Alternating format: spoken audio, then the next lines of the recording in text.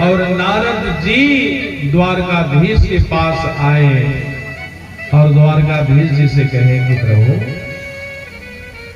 देवियां बंदी गृह में व्याकुल सच्चाई है उनका, सभी बंधन में है और बंधन में आके आपको पुकार रही है।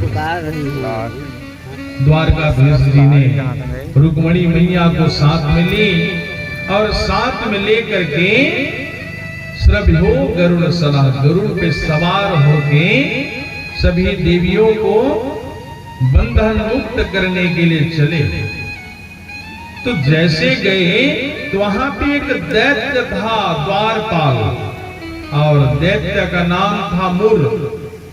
जैसे द्वारकाधीश गरुड़ पे सवार होके अंदर जाना चाहे, मुर ने रोक दिया, खबरदार, मेरी आज्ञा के बगैर आप अंदर जा नहीं सकते।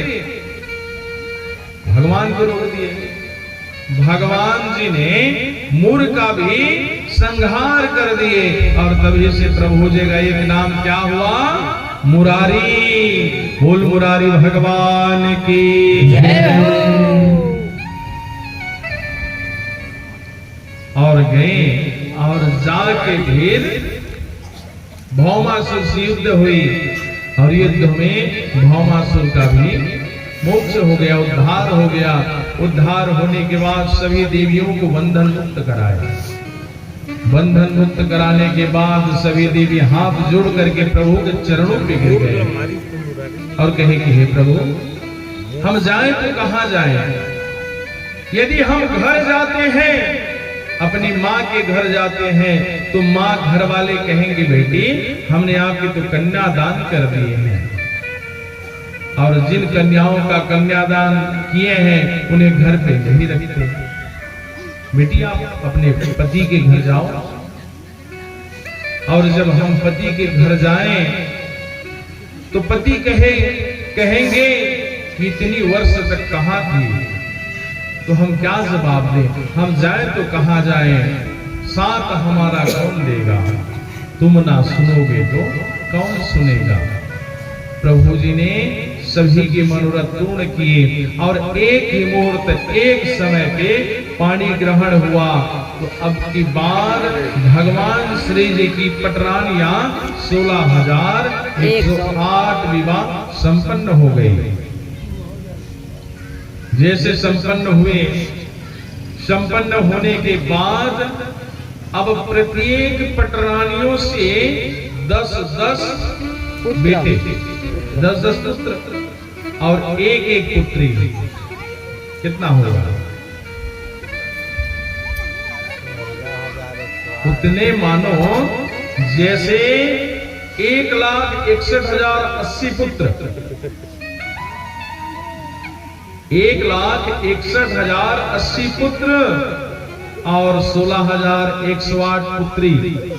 यदि दोनों को जोड़े तो 1,77,188 भगवान के संतानें। अब उतने संतानें हुई। उतने संतानें होने के बाद शिवपुराण में एक बात आती है कि प्रभु जी द्वारकाधीश के कोई संतानें नहीं हो रहे थे।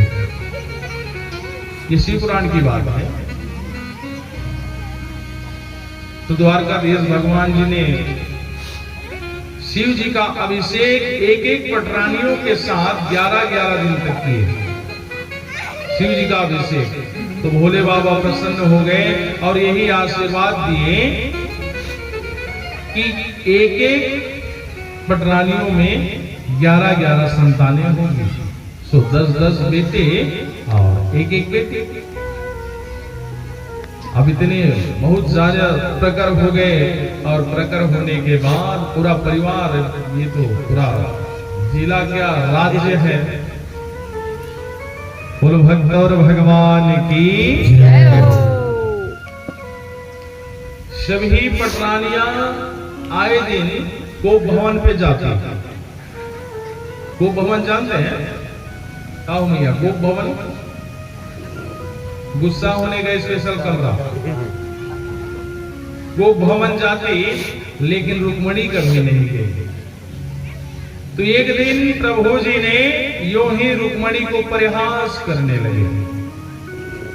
द्वारकाधीश कहते हैं रुक्मणी से, देवी आपका तो विवाह शिशुपाल से तय हुआ था और आप मेरे साथ कैसे आ गई?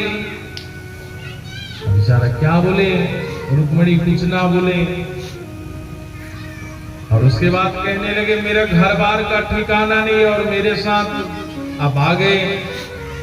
कहां जन्म हुआ, कहां पला बढ़ा, मेरे कोई जात पात का किसी का ठिकाना नहीं। इतने सुनते ही रुक्मणी चक्कर खा के गिर गई और जैसे चक्कर खा के गिरी, गिरने के बाद नारायण जी ने चतुर्भुज रूप लिए और एक हाथ से जल सिंचन कर रहे हैं और एक हाथ से पंखा चला रहे हैं। और जैसे ही रुक्मणी जी होश संभाले, होश संभालने के बाद अब रुक्मणी जी कहे, हाँ बात तो सही कह रहे थे कि आपका घर बार का कोई ठिकाना नहीं और घर वाले तो वहां शिशुपाल जी के साथ विवाह तय किए थे, लेकिन मैं यही आ गई। भगवान के नेक लीला है और प्रभु जी लीला बड़े ही सुंदर रचने लगे। और फिर बलदाऊ जी द्यूत लीला खेलने लगे। भगवान श्री जी की बड़ा ही लीला करुणामयी और भगवान की कथा तो हरि अनंत, हरि कथा अनंता। भगवान की यदि कथा पे हम नापे तो कथा कोई थोर नहीं है, क्योंकि भागवत कथा जी सहस्त्र वर्ष में पूर्ण होने वाले कथा है। यदि उसको हम सप्तम दिवस में पूर्ण हो तो संभव नहीं है। ये तो नारद जी से आरंभ हो गई कि सप्तम दिवस कथा होनी है, तो सप्तम दिवस की कथा हो गई। और भगवान की तो हरि अनंत, हरि कथा अनंत। आप ना ब्रह्मा जी की पार पा सकते हैं, ना भोले बाबा जी की और ना ही नारायण जी की, क्योंकि अनंत हैं, अनंत महासागर हैं, इनका कोई छोर नहीं है। अच्छा भैया, सत्यनारायण कथा कौन कौन सुने हो? सत्यनारायण कथा सभी सुने हैं? सुने हैं? तो सत्यनारायण कथा जब सुने हैं तो उसमें सत्यनारायण जी के नाम कैसे पड़ा और उनकी कथा कौन सी है? आप सुने होंगे कलावती लीलावती कथा श्रवण किए, तो कौन सी कथा श्रवण किए? कलावती लीलावती। सदानंद ब्राह्मण कथा श्रवण किए, कौन सी कथा है? सुनेंगे? सुनाओ,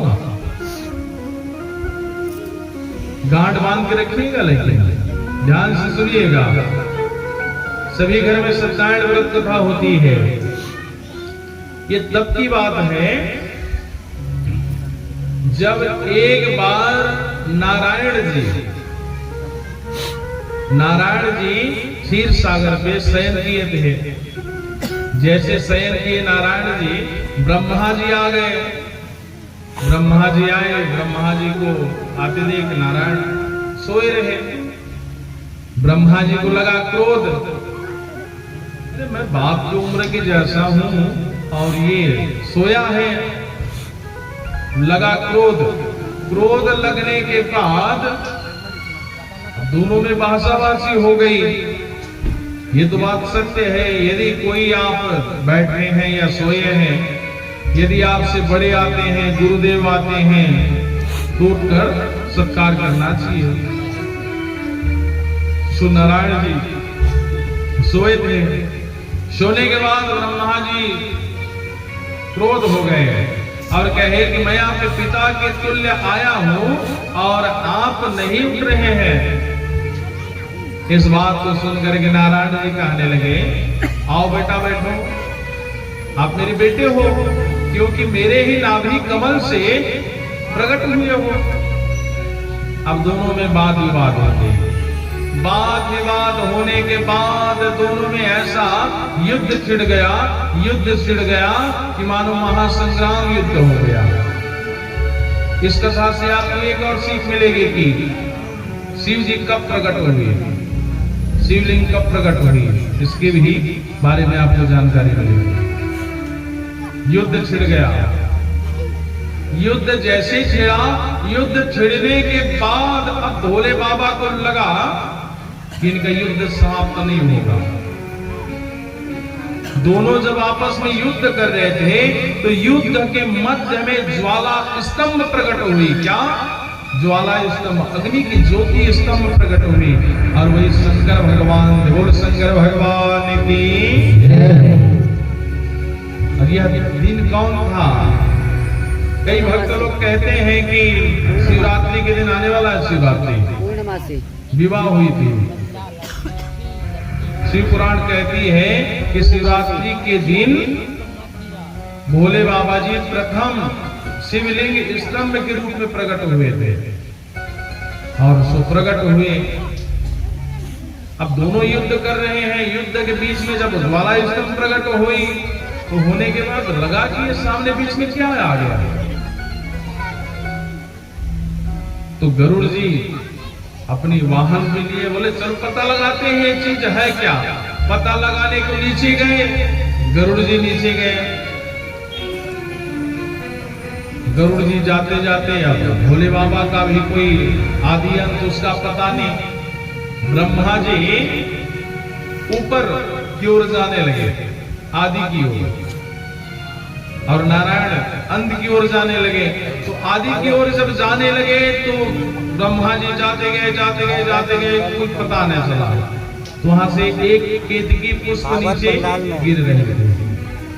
कौन से पुष्प? केतकी नीचे गिर रही थी। उस पुष्प से मुलाकात हो गई।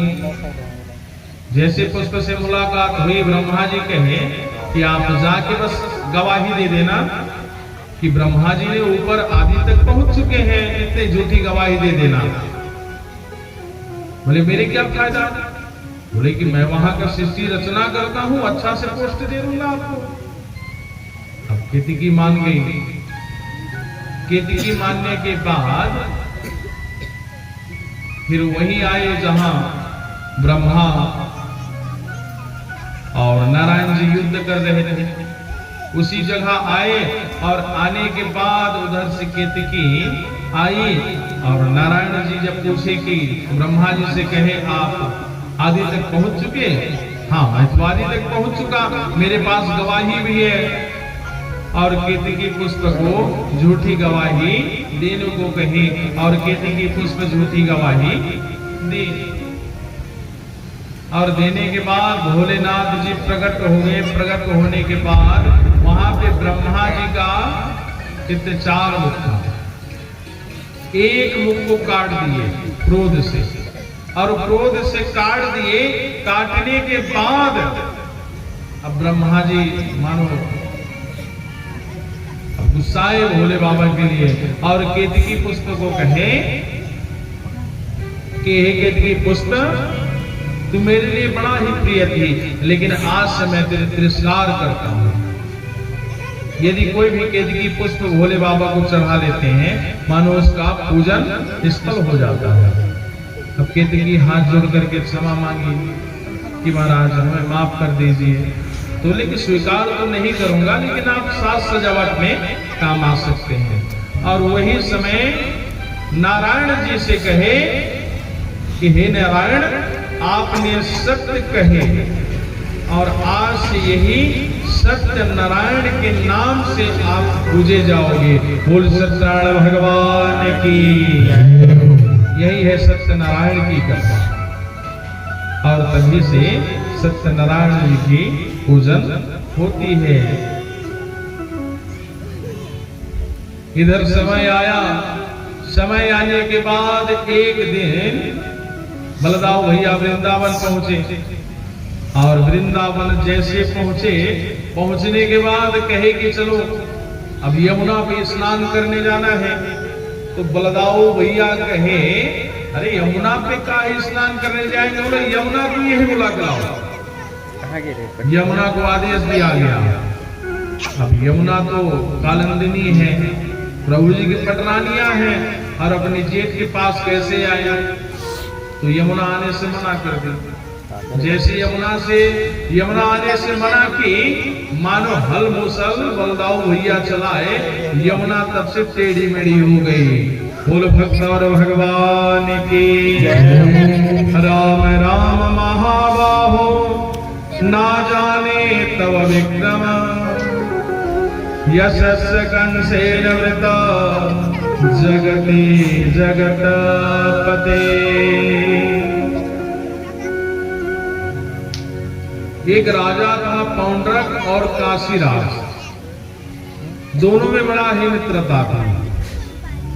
और जैसे मित्रता थी, मित्रता होने के बाद पौंड्रक द्वारकाधीश को बड़ा ही व्यक्ति समझता था।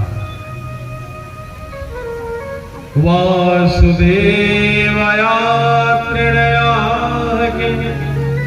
एव चाच पौरव भूता